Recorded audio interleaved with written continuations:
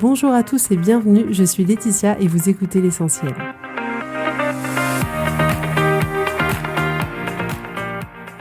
L'Essentiel est le podcast de coaching où je partage avec vous les outils et les techniques pour vous permettre d'avancer et d'avoir la vie que vous voulez.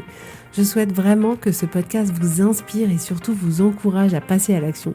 Vous pourrez retrouver toutes les notes de l'épisode sur www.laetitiamonaca.com. Pour ne rien louper, abonnez-vous au podcast sur la plateforme d'écoute que vous utilisez pour être tenu informé des nouveaux épisodes. Et pour finir, si vous avez aimé ce podcast ou tout simplement vous pensez qu'il peut aider d'autres personnes, parlez-en autour de vous. Faites des copies d'écran sur Instagram avec l'identifiant @LaetitiaMonaca. Ce serait super chouette et laissez-moi 5 étoiles et un petit mot sympa. Ça m'aidera énormément à le faire découvrir et ça fait toujours plaisir. Voilà, je vous souhaite à tous une bonne écoute.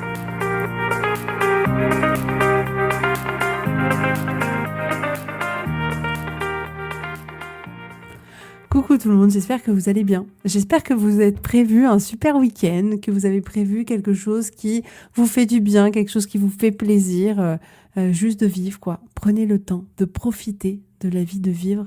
La vie, elle sera jamais mieux que maintenant, donc profitez-en tout de suite. Alors aujourd'hui, on va essayer de comprendre pourquoi y a des solutions qui marchent pour certains et qui marchent pas pour tout le monde. On se dit, mince quand même, on nous a dit que c'était censé marcher pour tout le monde et ça marche pas pour moi. Parce que souvent, c'est ce qui se passe. C'est que on pense que si on obtient une solution, elle devrait marcher pour nous, pour tous. Et donc là, je vais vous parler à nouveau de mon mari. Je suis désolée en fait. Je sais pas pourquoi je prends des exemples que sur lui, mais c'est parce qu'il est souvent là. À table, il est là. À la maison, il est là. Quand je marche dans le salon, il est là. Et quand je vais me coucher, il est encore dans mon lit. Donc effectivement, c'est pour ça que je dois avoir beaucoup d'exemples par rapport à lui. Mais mon mari avait acheté beaucoup de bouquins sur comment bien gagner sa vie, comment être libre financièrement, parce que clairement, il s'épanouissait pas dans une vie de salarié et il avait envie d'être à son compte, ce qu'il est aujourd'hui. Et puis du coup, il a lu plein de bouquins, vous savez, Millionnaire Fast Lane, là je rigole, mais en fait, vous regarderiez ma bibliothèque, c'est assez amusant. Et les gens, quand ils regardent ma bibliothèque, ils doivent se dire, alors eux, ils sont millionnaires. Et écoutez, je comprends pas, on n'est pas millionnaire. Alors où est-ce que mon mari a loupé une page qui expliquait comment on pouvait gagner des millions? Parce que je comprends pas, il a lu tous ces bouquins et rien. Mais moi, je comptais sur lui, objectivement. Mais bon, vous voyez, on n'est jamais mieux servi que par soi-même. Non, mais je taquine parce que je l'adore. Alors, vous savez bien qui aime bien, châtie bien. Bon, bah voilà, il a pas de bol. J'adore le taquiner. Donc, tout ça pour vous dire que beaucoup, effectivement, ont par exemple un objectif, on va prendre là cet exemple-là, d'indépendance financière, de liberté financière, d'avoir un certain niveau de revenu pour des raisons qui leur sont propres, peu importe, pour avoir du temps, pour pouvoir faire les activités qu'ils veulent, pour pouvoir s'acheter une belle maison, peu importe les raisons. Et les gens ouvrent ces livres, les lisent, et puis après, ils se disent, mince, mais ça marche pas. Pourquoi? Je comprends pas. Le livre, il m'a dit, faites de la méditation, de faire des exercices physiques tous les matins, de faire des affirmations, d'avoir un tableau de visualisation. J'ai tout fait. J'ai collé des images partout devant moi. J'en ai mis dans mon portefeuille, il y en a collé sur mon bureau.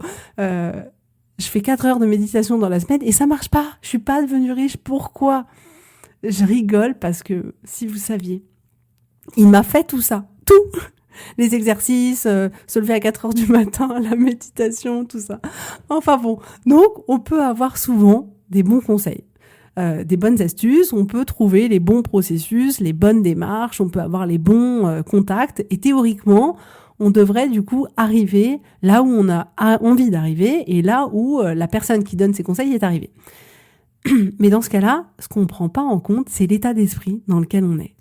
C'est-à-dire que on prend pas en compte les pensées qu'on a sur ce qu'on est en train de faire. Et en n'ayant pas les mêmes pensées que les personnes qui ont écrit les bouquins, on n'obtient pas forcément le même résultat. Donc, je vous rappelle le modèle. Donc, si vous l'avez pas, si vous êtes novice sur ce podcast, allez écouter les premiers épisodes. C'est hyper important d'écouter un peu au départ dans l'ordre pour pouvoir avoir les bases. Mais dans la vie, il y a des circonstances et des faits qui sont neutres et c'est ce que vous allez choisir de penser au sujet des circonstances de votre vie qui vont générer en vous une émotion. Et c'est cette émotion qui va être, d'une certaine manière, l'énergie qui va vous faire agir ou ne pas agir, et c'est ces actions ou ces inactions qui vont créer les résultats que vous avez dans votre vie. Mais si dans vos circonstances, vous avez par exemple le fait de faire de la méditation tous les matins, parce que vous avez lu dans le livre de Tony Robbins, qui est un livre d'ailleurs précieux avec plein d'informations dedans, qu'il était bon de la faire de la méditation pour son corps, pour son esprit, pour son bien-être mental, pour son sommeil, etc., etc. Donc, vous avez en circonstance le fait que à 7 heures, vous avez une méditation qui est prévue pendant 20 minutes, par exemple. La différence entre vous et Tony Robbins, c'est les pensées. C'est-à-dire que vous allez penser au sujet de cette méditation, je vais méditer parce que je veux devenir riche, parce que c'est ce qui est écrit dans le bouquin, j'aime pas trop ça, mais vu que je dois le faire, je vais le faire. Si je l'ai fait, je leur ai coché la bonne case. Mais toutes ces pensées-là, elles vont générer en vous comme émotion de l'obligation, ou peut-être de la contrainte, ou peut-être de l'urgence. Mais du coup, les pensées que vous allez avoir, si ce sont celles-ci, d'une certaine manière, c'est des pensées de l'ordre de « je dois le faire parce que » c'est ce qui est écrit. Et vous allez vous sentir obligé de le faire. Et donc l'action qui va en découler, c'est que vous allez le faire, c'est sûr. Mais vous allez le faire d'une place d'obligation ou d'une place d'urgence. Et donc le résultat que vous allez obtenir, c'est oui, vous aurez médité, oui, vous pourrez cocher la case, mais vous serez parti avec un état d'esprit qui est pas propice à la méditation, et du coup, peut-être que ce temps de méditation, il va être long, ou que vous allez avoir hâte que ça se termine, et du coup, en méditant comme ça, les bénéfices de cette méditation, elles seront pas là pour vous. Parce que mon ami Tony Robbins, lui, il fait pas la méditation dans cet état d'esprit-là. Tony, dans son agenda, il y a écrit méditation à 7 heures, et donc il a les mêmes circonstances que vous, mais pour lui, objectivement, c'est génial. Il se lève déjà à 4 heures du matin ou un truc comme ça. Et au sujet des circonstances qui sont un rendez-vous à 7 heures pour faire de la méditation, si j'essaye d'imaginer ce que Tony pourrait penser, il doit penser de l'ordre de « mais je suis content, c'est le rendez-vous avec moi-même ». Il a presque l'impression que c'est un cadeau pour lui ce moment-là, qu'il va passer un bon moment, qu'il va pouvoir se connecter profondément à qui il est vraiment, ou encore qu'est-ce que tu pourrais penser, Tony Robbins, à ce moment-là, que c'est le meilleur moment de la journée, qu'il adore méditer et que ça va être puissant. Et du coup, toutes ces pensées-là, elles vont générer pour Tony Robbins pas de l'obligation, non, de l'enthousiasme, de la curiosité, de l'envie, et donc lui aussi, il va méditer, mais sa méditation, elle sera beaucoup plus puissante pour lui. Il va méditer d'une place d'enthousiasme, de curiosité, et du coup, le résultat qu'il va obtenir, c'est que il sera entré profondément en lui. Il se sera énergisé de prendre ce moment pour lui, de se sentir plus fort, de se sentir aligné. Donc, vous voyez bien que la même circonstance qui est un rendez-vous de méditation, elle ne va pas créer le même résultat pour les deux personnes, parce que les deux personnes ne pensent pas la même chose au sujet de cette méditation-là. Alors même que les deux personnes peuvent méditer au même moment, à côté, assises l'une à côté de l'autre, ça ne générera pas la même chose en fonction de ce qu'elles vont choisir de penser sur cette méditation. C'est pour ça que parfois, il y a plein de personnes qui peuvent être de bons conseils et nous dire « mais tu vois, si tu fais ça, tu vas perdre du poids, si tu fais du sport, tu vas te sentir comme ça, si tu fais ci, tu vas voir, ça va marcher ». Et en réalité, elles n'ont pas tort, ces personnes-là. Mais la différence, si ça marche ou si ça marche pas, c'est juste les pensées qu'on va avoir. L'autre point que je voudrais ajouter avec vous aujourd'hui, c'est que les gens fuient leurs émotions. Mais je vous assure, écoutez-moi bien, le secret réside dans vos émotions. C'est là qu'est votre plus grand pouvoir. Et là, vous vous dites « oh non, tellement ennuyeux ». Mais non, c'est là que toute votre énergie est. C'est dans vos émotions. Parce que c'est vos émotions qui vous font agir ou ne pas agir.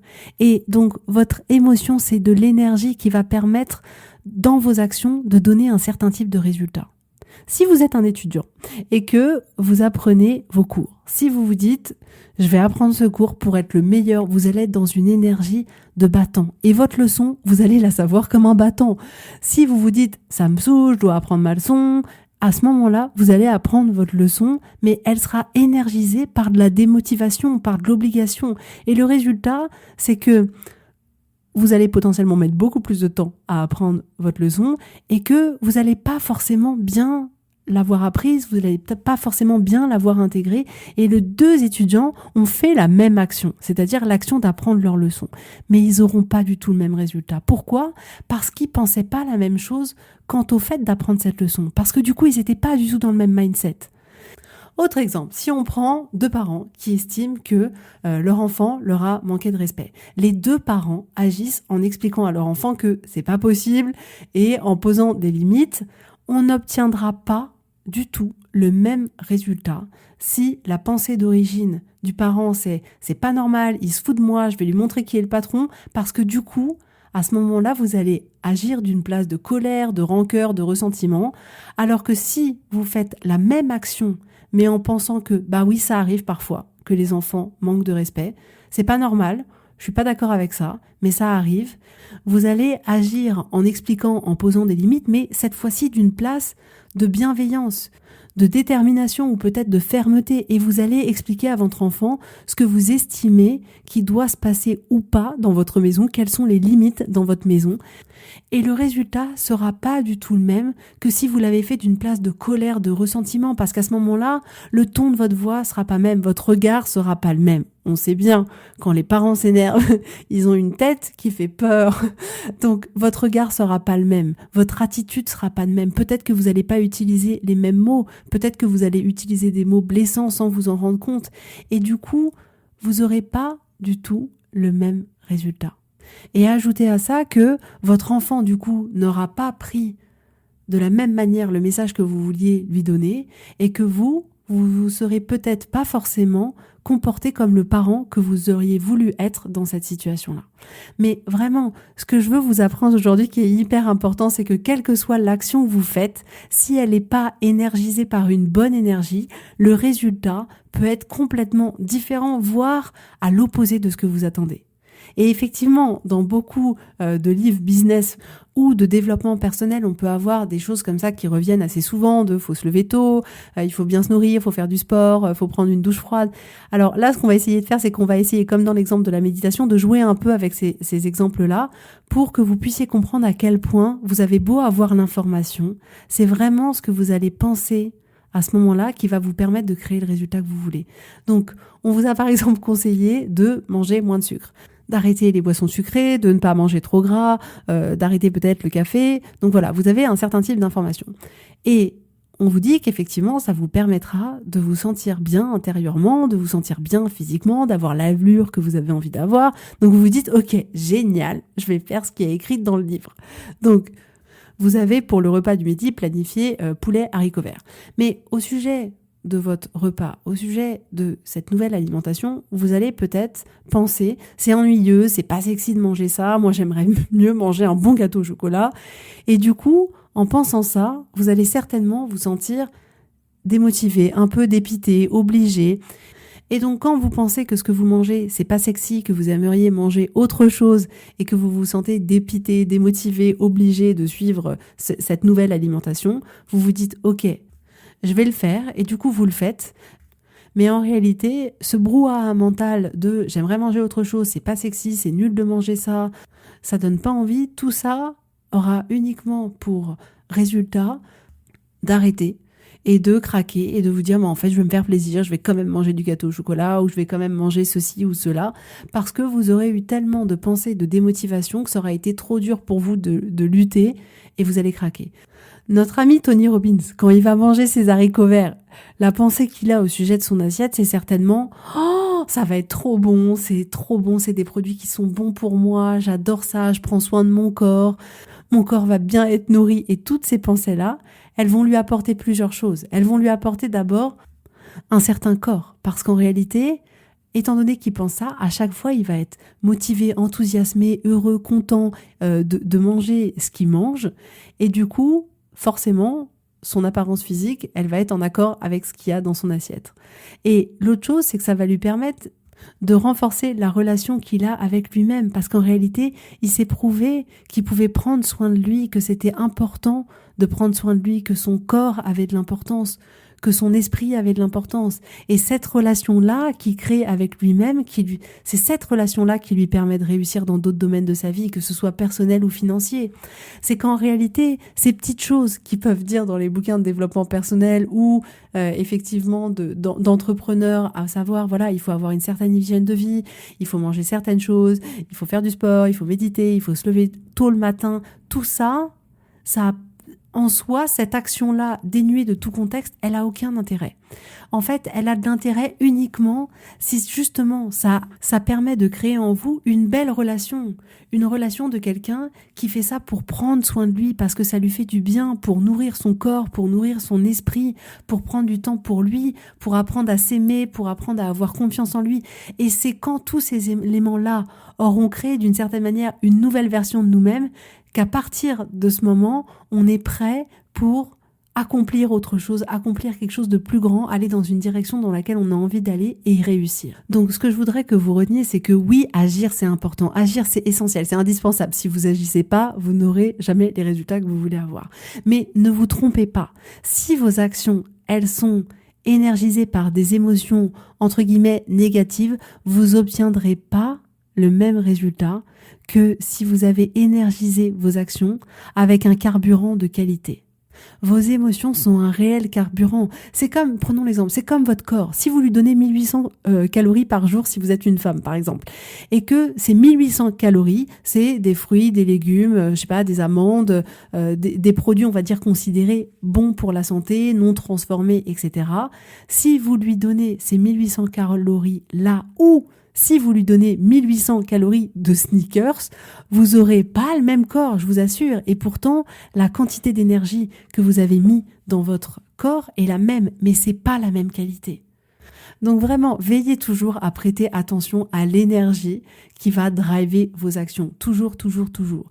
Quand vous avez choisi de faire quelque chose, planifié de faire quelque chose, peu importe, que vous avez certaines circonstances, demandez-vous quelles sont vos pensées. Et quand vous avez déterminé quelles étaient vos pensées, essayez de vous rendre compte, de vous connecter à vous-même pour voir quelle énergie ces pensées-là, elles génèrent en vous. Et questionnez-vous, est-ce que c'est ces énergies-là dont vous avez besoin pour agir au mieux, pour agir d'une manière qui vous est utile, pour agir d'une manière qui vous serve, pour agir d'une manière qui vous permet d'obtenir les résultats que vous voulez.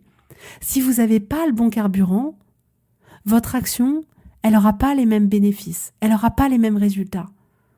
Donc, je sais que vous voulez mettre vos émotions de côté, mais non, connectez-vous à ces émotions. C'est une chance pour vous. C'est une chance de pouvoir contrôler la qualité du carburant que vous allez mettre dans vos actions. Et on a envie de mettre du bon carburant de bonne qualité pour pouvoir avoir les résultats qu'on a envie d'avoir, juste pour pouvoir créer la vie qu'on a envie de créer. Et tout ce pouvoir-là, il est en vous, il n'est pas à l'extérieur. C'est pas les autres qui vont vous apporter un carburant de bonne qualité, c'est vous qui apportez le carburant. Donc, prêtez attention à ce carburant-là. Et si c'est pas le bon carburant, si c'est pas la bonne émotion, choisissez de penser autre chose. Toutes les pensées sont optionnelles. Vous pouvez absolument choisir de penser ce que vous voulez. Le seul paramètre qui compte, c'est est-ce que ça vous est utile ou pas. Si ça vous est utile, alors allez-y. Si ça vous est pas utile, alors choisissez de penser autre chose. Donc voilà pour aujourd'hui. J'espère que ça vous a plu. J'adore être avec vous. N'hésitez pas à laisser un commentaire si vous voulez. Si vous voulez plus d'outils, abonnez-vous à l'étincelle du lundi sur le site où il y a le lien aussi sur la bio Instagram. Donc n'hésitez pas à vous inscrire. Donc en tout cas, je vous souhaite à tous une super belle journée, un super week-end. Amusez-vous, profitez des gens que vous aimez et prenez soin de vous. Bisous, bisous, bye bye.